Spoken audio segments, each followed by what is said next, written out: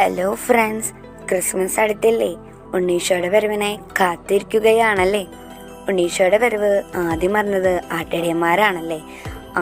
അവർ ആടുകളെ മേയ്ക്കുന്ന സമയത്താണ് ദൂതൻ അവർക്ക് പ്രത്യക്ഷപ്പെട്ടിട്ട് ഇങ്ങനെയാണ് പറഞ്ഞത്: ദാവീദിന്റെ പട്ടണത്തിൽ നിങ്ങൾക്കായി ഒരു രക്ഷകൻ ജനിച്ചിരിക്കുന്നു, കർത്താവായ ക്രിസ്തു.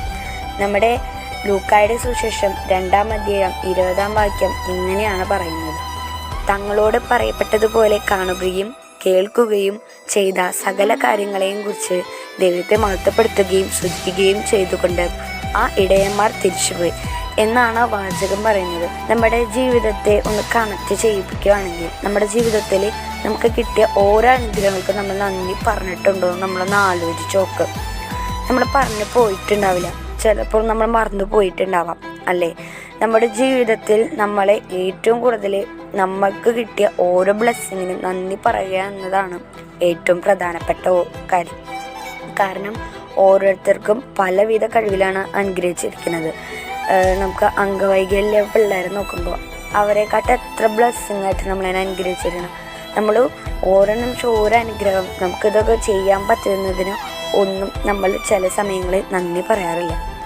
അപ്പോൾ ഈശോയോടൊത്ത് ചേർന്ന് നിന്ന് ഈശോ തന്ന ഓരോ കഴിവുകളെ നന്ദി പറയാനാണ് നമ്മൾ പഠിക്കേണ്ടത്.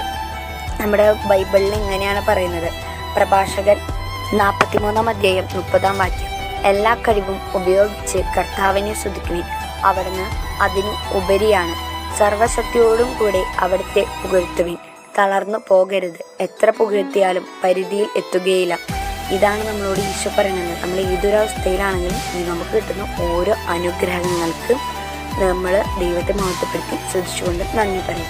അപ്പോൾ ഇനിയുള്ള ജീവിതത്തിലെ എല്ലാവരും ഈശോയെ കൂട്ടുപിടിച്ചുകൊണ്ട് നന്ദി പറയും. അപ്പോൾ നമുക്ക് കിട്ടുന്ന ഓരോ അനുഗ്രഹത്തിനും നന്ദി പറയാം.